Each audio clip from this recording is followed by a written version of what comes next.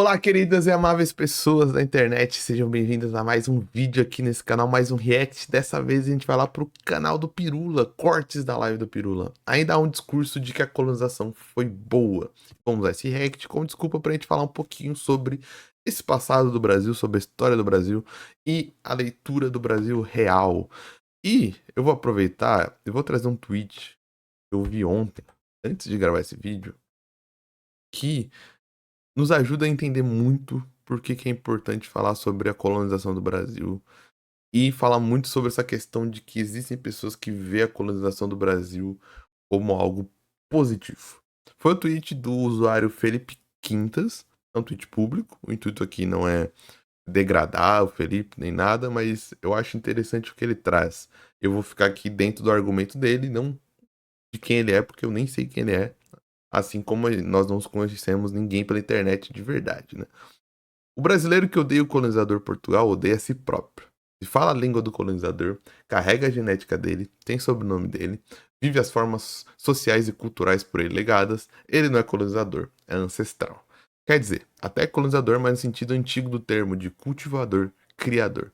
Nesse sentido, a obra colonizadora de Portugal deve ser celebrada por todos os brasileiros que gostam de ser brasileiros. E aqui a gente vê a importância de a gente falar sobre a colonização e a história real do Brasil, né? Porque a gente tem toda uma tradição acadêmica. Eu vi que o Felipe é estudioso, tem livros até, mas a gente tem toda uma história acadêmica que trata a colonização de Portugal como uma colonização fundadora, como se não existisse nada aqui no que a gente chama de Brasil, ou Ilha de Veracruz, né? Como chamavam antigamente. E que os portugueses fundaram isso. E se não fosse português, não existiria uma civilização aqui. Quando isso tudo parte de uma premissa errada. Primeiro que já existia uma civilização aqui, existiam centenas de civilizações aqui, existiam comércio aqui, existiam cidades aqui, existiam rotas de comércios aqui, existia um intercâmbio cultural, existia guerras, existia conflitos, existia tudo que uma civilização já tinha, por exemplo, na Europa. Só que num contexto diferente. E por ser de um contexto diferente, tudo isso é tratado como se eles fossem primários, involuídos, como se fossem bárbaros, né? Naquele contexto todo europeu. Então, tem toda uma tradição cultural e acadêmica de tratar a colonização nessa fantasia de a fundação de um país. Como se a gente tivesse pedido, como se as populações originárias tivessem pedido por essa fundação. Como se, não, se fosse essa fundação, a gente seria uma ilha de atrasados, como se eles fossem a civilização e aqui fosse uma ilha de macacos. Naquele preconceito bem racista, de que eu fui lá, civilizei, construí uma nação, agora me agradeço, né? Se não fosse Portugal. Mas o que na verdade Portugal fez foi destruir civilizações para construir uma nova. E olhar para o colonizador dessa história real de verdade é olhar para a história de verdade. Não é um a gente brinca com aquela coisa do devolve o ouro, a gente brinca com essa questão do português, de fazer meme, mas é uma questão de passar a história limpo, porque no Brasil a gente tem esse contexto de jogar a história para debaixo do tapete. Não. Sabe aquele bagulho do Temer? Não reclame, trabalhe? É isso ao máximo, né? A gente vê isso. Ele tá falando basicamente isso. Pô, não reclama do português. Agradeça o português. Porque o Brasil é por conta de Portugal. Pô, cara, Portugal destruiu essa estrutura que a gente chama de país. Portugal criou um sistema de escravização em massa e depois deixou os escravizados às traças. Portugal depois vai largar o país e vai ter um golpe republicano para instaurar uma república em cima dessas tradições portuguesas que vão querer apagar o negro da história, sabe?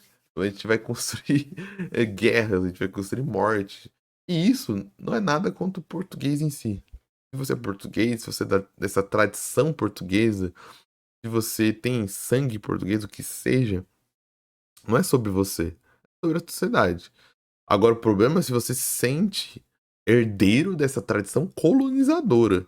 Aí, como Ailton Krenak já disse, e são palavras fortes, mas são palavras reais, você se sente pertencente a uma corrente de ladrões que roubaram a vida a estrutura, a nação e os recursos de sociedades que já viviam aqui. Uma coisa não é a questão de ser português ou se sentir português, é se sentir membro dessa história de colonização. Porque faz parte também a gente olhar para nossa própria história como povo e ver que os nossos antecedentes ancestrais talvez tenham errado. E nós não temos culpa genética. Culpa genética não existe. Ninguém tem culpa genética. Você pode continuar sendo feliz na sua tradição e tudo mais. Porque senão, pô, acaba a Alemanha, tá ligado? E não é isso a verdade. O alemão tem todo o direito de se sentir dentro da cultura alemã, de se sentir um alemão, de continuar com tradições. A questão é se ele se sentir uma continuação da linha histórica do partido que aconteceu lá, entende? E tudo mais. A mesma coisa com a questão da colonização. Se você se sente um cara que continua com essa tradição colonizadora, você tá se sentindo participante de uma história de destruição, tá ligado? A questão é só passar a história limpo. Não é a identidade portuguesa. Não é o ser português. Não é as tradições, o idioma, torcer pro Benfica, gostar de bacalhoada. Não. A questão é essa parte da história, essa linha da história, essa tradição da história de colonização. E, cara, eu já falei 6 minutos. Inclusive, é a segunda vez que eu tô gravando, porque na outra vez eu já falei muito mais. Eu tinha falado 10 minutos antes do react. Eu falei, não, vou resetar pra fazer uma introdução mais curta, mas eu não consigo. Eu vou ficar com essa de 7 minutos. Agora vamos pro react. Prado, salve Pirula, por que o Harari é considerado um autor controverso hoje em dia? Gostei bastante dos livros que li dele, um Feliz Natal. Cara, isso é uma coisa muito interessante. O que eu vi do Harari são opiniões pessoais dele que estão meio complicadas. Por exemplo, o Harari é israelense, então ele faz umas defesas de Israel que são um pouco complicadas, né? Uma falta de visão crítica, entendeu, com relação ao próprio país. Enfim, de não reconhecer as falhas, alguma coisa assim. Também vi umas falas dele que ele era muito felizão, tá ligado? Tipo, de minimizando certas coisas, certas mazelas, de uma maneira meio ingênua e tal. Agora... E principalmente os livros que falam de política, né? Ele traz uma visão muito simplista. Tem aquela entrevista do Fantástico clássica que nego criticou pra caramba isso dele, né? Boa parte das críticas que fizeram ao Sapiens especificamente, eu ainda não entendi. Eu estou relendo Sapiens para isso. E várias das coisas que eu vi as pessoas dizendo, não tô achando no livro, não. Não tô achando nada no livro. Nada, sério. Ah, porque ele é determinista. Eu não vi nada de determinismo no livro. Até agora, nada. Então eu vou continuar lendo para ver. Ah, porque ele defende o capitalismo como algo inevitável. Até agora eu não vi ele defendendo nada disso. Tudo bem, ainda não tô para lá da metade do livro. Pode ser que ele fale isso depois. Porque eu li o Sapiens lá em 2009, sei lá, não lembro mais nada, né? Então eu não sei. Eu vi algumas críticas falando, ele usou o ser humano como sendo responsável pela extinção da megafauna dos lugares e tal. Porra, isso é uma discussão válida. Né? Eu sei que saiu um livro, né, do Eyebrow e não sei quem lá, que eles contestam uma visão dos Sapiens sobre uma série de coisas. Eu ainda não li esse livro para poder saber, e é o próximo livro que eu pretendo ler. Mas, sendo muito honesto, eu não... Até o momento, essas críticas em relação ao Harari, eu ainda não entendi. Então eu preciso terminar de ler o livro dele, ler esse livro crítica, para depois poder entender. Agora, eu sei que uma coisa que o Harari fez, que realmente deixou as pessoas meio complicadas, foi exatamente essa, da defesa dele de Israel. Ele é israelense, e a defesa meio acrítica, entendeu? Porque isso é uma coisa que eu ouço muito, principalmente de brasileiros e outros estrangeiros que vão morar na Europa. Por exemplo, você tem um progressismo, digamos assim, né, uma visão de aceitação das mulheres, das pessoas de outras etnias, de pessoas com outras orientações sexuais, outras identidades e tal, não sei o quê. Você tem esse discurso muito grande nos jovens etnicamente europeus, nos diversos países europeus, da Europa Ocidental, é bom lembrar, da Europa Ocidental. Só que quando você vai falar com essas pessoas, e isso é uma crítica que quem está fazendo não sou eu, são as pessoas que eu vejo, não há uma discussão sobre a parte histórica, sobre a culpa desses países europeus para a merda que hoje existe nos países subdesenvolvidos. né? Muito pelo contrário, você ainda tem uma discussão meio heróica sobre o período colonial e uma ideia meio ingênua de que, tipo assim, teve a independência, foi meio cagada, mas ok, as independências das colônias. Eu ouvi isso na França, né, de um cara lá, de um senhor, que ele falou: não, a independência das colônias foi feita no jeito tudo errado, né, tal, teve a guerra lá, mas em linhas gerais isso não justifica, sabe, a imigração em massa. Eu falo, cara, sabe, não há uma discussão nesses países. Tu tava fora do Brasil, irmão. Passeou, viajou. É difícil, né? Eu sei que deve ser difícil você admitir pra si mesmo que a sua cultura é uma parte da sua cultura, não é sua cultura com exata, não é você exatamente, mas uma faixa histórica da sua cultura que não é você. Você não tem culpa disso geneticamente, causou tanta destruição, né? Mas, ao mesmo tempo, se você não é autocrítico o suficiente, você tá sendo conveniente em algumas etapas com essa cultura, né? Com essa faixa histórica. Sobre a importância deles, quer dizer, no país pode até ter, mas entre as pessoas jovens, progressistas, etc, etc, não há uma discussão sobre o papel do próprio país nas cagadas que foram feitas no mundo. E não é nenhuma questão de, não, a reparação histórica, não sei o que. Não, não, não, não. Só autocrítica. Autocrítica do Né? país. Entendeu? Inclusive, eu sei que tem vários portugueses que estão assistindo meus vídeos. Aliás, eu tenho uma quantidade muito grande de portuguesas que assistem meus vídeos. Eu adoro isso, eu acho isso uma coisa incrível, eu acho muito legal. Inclusive algumas de mais idade, não só pessoas jovens. E isso eu acho uma coisa muito interessante, porque alguns amigos brasileiros que moram em Portugal e que têm amigos portugueses, tal, não sei o que, etc, pá, eles comentam muito isso, que você tem ainda muito uma visão romantizada das grandes navegações, né, lá de Portugal, e os portugueses foram foda mesmo, não dá pra você negar isso daí, né? Não dá pra Né? negar. Os caras, porra, desenvolveram um método de navegação ali, tudo bem. Pegaram um pouco ali das ideias dos árabes, pegaram um pouco das ideias dos espanhóis ali, misturaram, fizeram tudo, mas, porra, são os caras que fizeram. Os caras que deram a volta ao mundo, os caras que conseguiram chegar nas Índias, os caras que não sei o que. Pô, isso daí não é pouca coisa, não. Fazer caravela, fazer galeão, galera, né? Todos esses navios e a saber usar direito os mecanismos de navegação. Inclusive, precisa de coragem para fazer isso, né? Não é qualquer coisa. Isso num período pré-colonial, né? No período das navegações. O período colonial vem logo na sequência, quando começou a fatiar o bolo, né?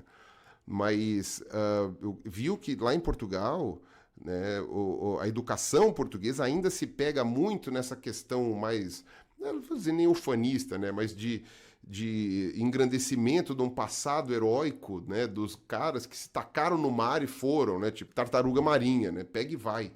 Né, que é um ato realmente de coragem, porque deu certo, né? Mas que não há um questionamento sobre as consequências da colonização. Acho que ainda há um discurso de que a colonização foi boa. Nossa, levamos a civilização lá para os países e Né? tal. E não uma discussão consequencialista. Como foi a colonização. Cara, e isso é essa questão que eu parei no frame, tava tentando parar no frame bom. Isso é uma questão que eu falei de, tipo, você não conseguir separar a parte, as partes, entendeu? Entender sua cultura tudo como um todo. Entender aí também não separar o indivíduo social, o social do indivíduo e tudo mais. Dou até um exemplo pessoal, é, que eu me vi pensando sobre isso especificamente, assim, sabe? Eu fui em Ouro Preto em 2022, uma cidade muito boa para visitar, principalmente histórica, e principalmente se você está atrás de da cidade colonial, porque Ouro Preto ainda tem a estrutura, os prédios, não só os prédios, mas a cidade. A cidade ainda não, principalmente a parte histórica, lógico que tem os bairros, inclusive que a gente teve que fazer um teste de Covid, a gente foi para um bairro que era mais na estrutura tradicional, que a gente vê de bairros. A gente saiu da parte histórica, mas a gente ficou hospedado na parte histórica. Inclusive, infelizmente, a gente pegou Covid nessa viagem. Fiquei 2 anos trancado. Daí, quando toma a vacina, sai para a primeira viagem com máscara, tudo. Eu peguei Covid numa festa de ano novo, onde eu era o único de máscara. Isso aconteceu. Isso é piada até hoje, inclusive. Eu era o único de máscara fui de máscara, máscara N95, tirei só pra me alimentar e tal, pra beber, fiquei de máscara. Nas fotos estou de máscara do que tem desse momento. Mas eu peguei. E pessoas que estavam sem máscara não pegaram Covid. Eu peguei Covid e só descobri na metade da viagem. Mas voltando pra história. Tem um museu lá que eu esqueci qual que é o nome específico da questão. Mas é uma questão. É que eu não sou católico. De santuários, santuários grandes ou pequenos onde você faz orações para santos e tudo mais, faz a sua devoção. E lá tinha bastante santuários de viagens. E, cara, eu achei aquilo muito bonito, porque tinha santuários pequenininhos que os caras levavam na bolsinha. E eu achei isso muito da hora e bonito, porque imagina, realmente, tipo, não é uma questão de moralidade, sabe? Você tinha, logicamente, bandeirantes que vieram destruir, mas, por exemplo, você tinha historiadores naturais, você tinha pessoas preocupadas com a fauna, você tinha pessoas que só queriam descobrir, aventureiros e tudo mais. E, cara, é muito bonito você pensar que pessoas no escuro, no meio da mata do Brasil, da Mata Atlântica, da Amazônia, sentavam durante a noite, abria aquele santuário, abria sua Bíblia, pegava seu terço e fazia uma oração lá no meio do nada, no meio, tipo, da morte, praticamente, porque poderia vir um animal, poderia vir alguma pessoa de outro país, vai saber, se dependendo da geografia, do tempo e espaço que ele estaria, podia vir um confronto, podia ver o que ser. E o cara parava ali pra fazer a oração dele, e se devotava à religião dele, e tipo, tudo que ele tinha naquele escuro, só a fogueira, era tipo Deus, sabe?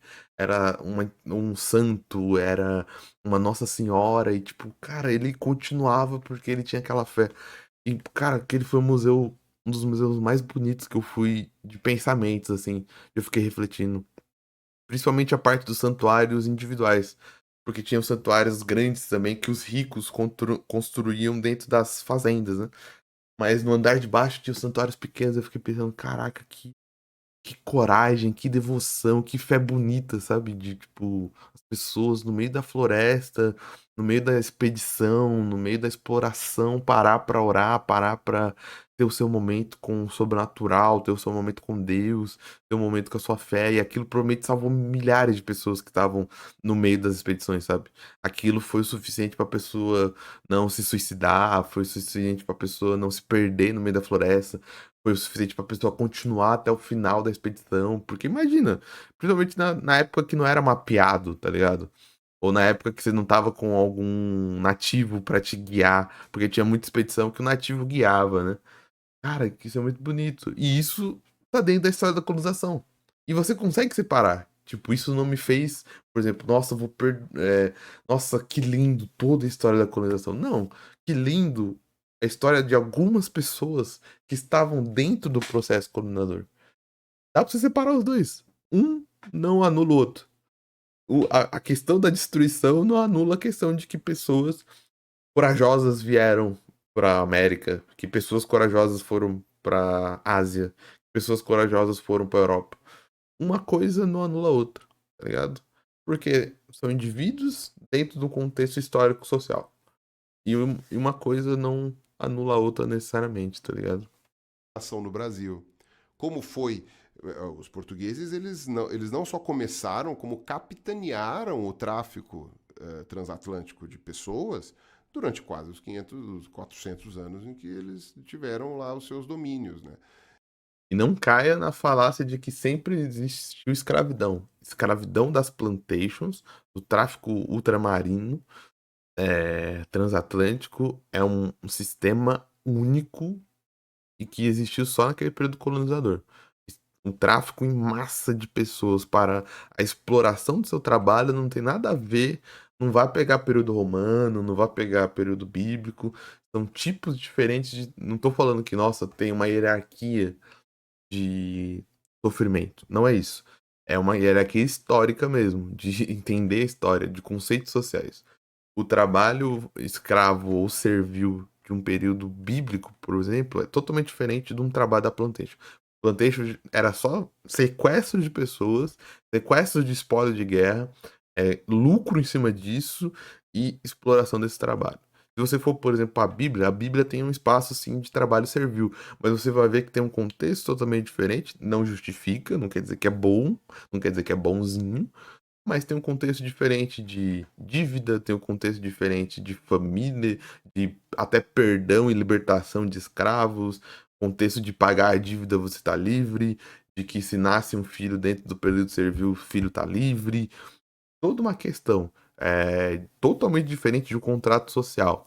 E realmente a gente tem servidão em diversas sociedades, mas igual a escravidão da colonização para o uso nas plantations, não tem.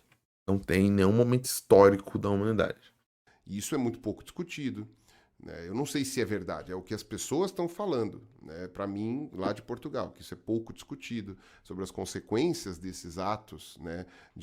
Por exemplo, de arrancar pessoas lá. Ah, mas os africanos mesmos escravizavam lá. Sim, mas você estimulou esse comércio e controlou para si. Tem uma boa parte do comércio escravista mesmo para aquelas colônias dos ingleses, por exemplo, dos franceses nem tanto, mas dos ingleses, como por exemplo Canadá, Estados Unidos, Jamaica, Pequenas Antilhas, que eram domínios ingleses, mesmo nessas colônias, boa parte da mão de obra escrava, apesar de chegar para colônias inglesas, ela passava pela mão dos portugueses, porque eram os portugueses que tinham o controle e a conversa dos portos lá do Benin, lá de Luanda, lá não sei o quê, fortalecendo reinos africanos também ali para conseguir manter a sua hegemonia. Então, quer dizer, isso não foi bonito. Isso não foi bonito. E isso não há certas discussões, até onde eu vi. E mesmo numa história mais recente, no período do neocolonialismo, né, ou do imperialismo, chame como quiser, em que você tem, que aí você descarta as Américas, né? Aí o Brasil já era independente, aí o Brasil já era uma outra coisa, tal, não sei o quê, teve o lance da família real, nem vou entrar aqui. E aí você tem a parte, por exemplo, das independências das colônias africanas, que foram extremamente severas.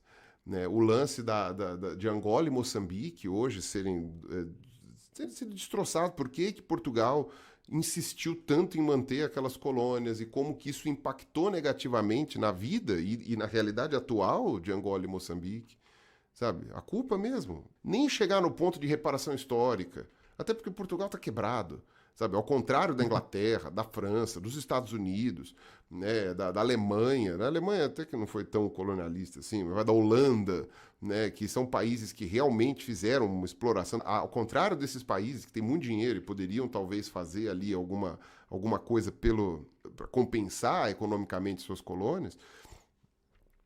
O Portugal está quebrado, está fudido. Então não dá nem uma discussão sobre reparação histórica, porque essa reparação não vai haver.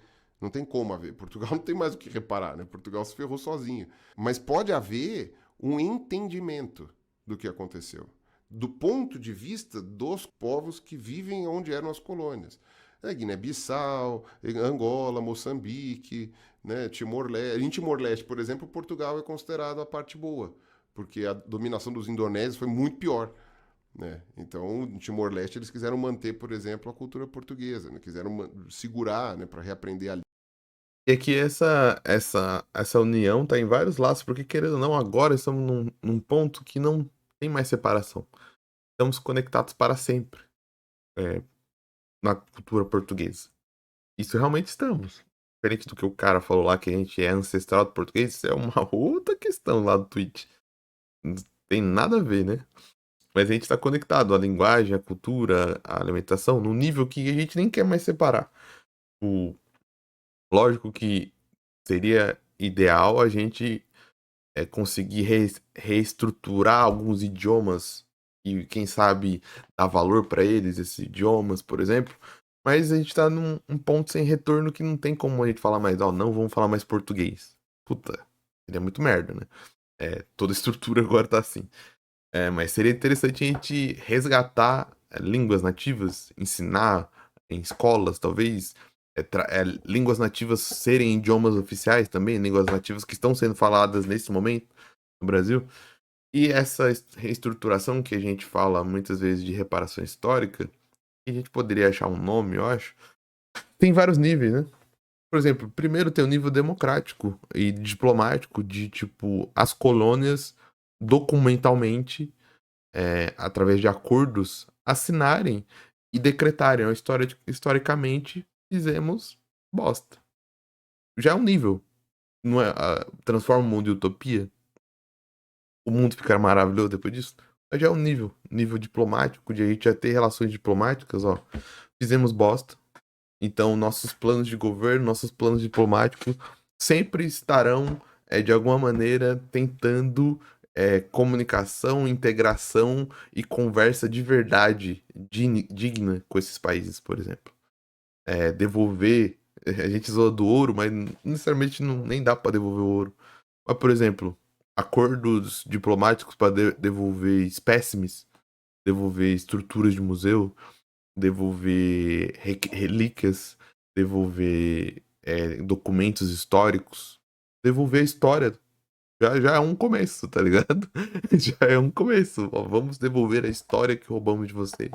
Em cima de relíquias, em cima de sarcófagos, em cima de espécimes que roubamos, em cima de um monte de coisas. Vamos fazer acordos comerciais entre nações que agora estão ligadas para sempre. Daí a gente vai falando. Quem sabe no futuro a gente pode até ter outro tipo de recompensação. Mas o questão é que nem o começo, nem o primeiro passo se dá, né? De tipo, ó, vamos dar o primeiro passinho aqui de, pelo menos diplomaticamente, conversar de verdade sobre isso. Nem acontece, né? Língua portuguesa para eles e tal, não sei o quê. Né? Tentar entender pelo outro lado. Isso com certeza iria diminuir, por exemplo, a xenofobia. Com toda certeza. Mas aí vai uma questão. Isso é um lance que não é só exclusivo de Portugal. Até onde eu vi é França, Inglaterra, Alemanha, Dinamarca, Holanda, Noruega. Esses países que, mesmo que não tenham Bélgica. tido colônias extramarinas, se aproveitaram muito do comércio da época e fizeram isso aqui, todos eles fizeram parte disso, né? Não há Japão. essa discussão interna Esse bagulho é uma discussão do mundo todo e todos os continentes, mano. Mesmo os continentes que foram destruídos pelos colonos, né? nesses países. E aí, se você não tem essas discussões, você acaba tendo o quê? Fomento de preconceito dos imigrantes que estão indo lá. Você chega e fala, por que caralho tá vindo esse monte de imigrante aqui? E ressentimento. Porque como eu e nós, como brasileiros, não vamos ficar ressentidos por Portugal. Cara, temos todo o direito de ficar ressentidos. Não tô falando de um ressentimento bobo, juvenil, de tipo, vou ver um português na rua e vou xingar ele. Não. Ressentimento com a estrutura social, com a história, tá ligado? Ressentimento, não é individualmente, não é tipo, nossa, eu pessoalmente, meu CPF foi atingido e vou levar até o final da vida essa tristeza. Não. É um ressentimento histórico social, né? O ressentimento histórico social vai sendo alimentado. Vai sendo alimentado. Isso eu estou desconsiderando os refugiados do clima, né? Então não entra, que nem eu falei lá, o negócio lá, possivelmente da Síria, né? Porque não dá para ter certeza se foi realmente o clima. Mas agora, por exemplo, lá dos Estados Unidos né? Aquela migração gigantesca que está vindo lá da América Central e tudo mais. Enfim, então eu não sei. Aí depois eu gostaria de ouvir a opinião dos portugueses, né? De diferentes idades até, porque eu acho que isso são questões muito delicadas. Eu quero entender esses posicionamentos. Não estou enfiando o dedo na cara de ninguém, não. Eu acho que eu gostaria de entender. Depois eu até vou ler todos os comentários que vocês estão colocando aqui, porque eu depois quero ver, porque sempre vocês têm aqui coisas muito legais para acrescentar. Seja, né, eu imagino, né, pessoas que vivem em Portugal, que são brasileiras, ou sejam pessoas portuguesas mesmo. E tudo isso para falar do Harari, né? E basicamente é isso. O que falta ao Harari seria uma autocrítica do próprio país, né? Que é um país muito novo, é um país que foi criado de uma maneira meio forçada, né? Eu não vou dizer artificial, porque todos os países são artificiais, mas foi um país que foi colonizado de novo, foi recolonizado ali com pessoas de fora, né? Então não sabe, não são pessoas nativas dali. Então é uma coisa realmente complicada, né? É um país que é controverso. Israel é um país controverso, né? Eu não estou dizendo que é para tirar Israel dali, né? Mas eu já falei várias vezes, né, que a construção de Israel foi uma cagada, A forma como foi feito e tal, não sei o quê. Então isso é uma coisa muito complicada. É isso. Belo corte, belo conteúdo. Não se esqueça de se inscrever lá no canal do Cortes do Pirula para mais vídeos. Não esqueça de dar like lá, não esqueça de compartilhar e de aparecer nas lives lá do Pirula. E se você quiser, se você puder também, não esqueça de curtir, compartilhar e comentar aqui também o canal. Nesse propósito de a gente reagir, ler textos, fazer várias coisas aqui para construir conhecimentos juntos com a companhia um do outro, certo? Se você chegou aqui pela primeira vez e nunca tinha visto a minha carinha no YouTube, considere se inscrever também. Se você puder e se você quiser, me ajuda muito. Vou ficando por aqui. Até o próximo vídeo e tchau!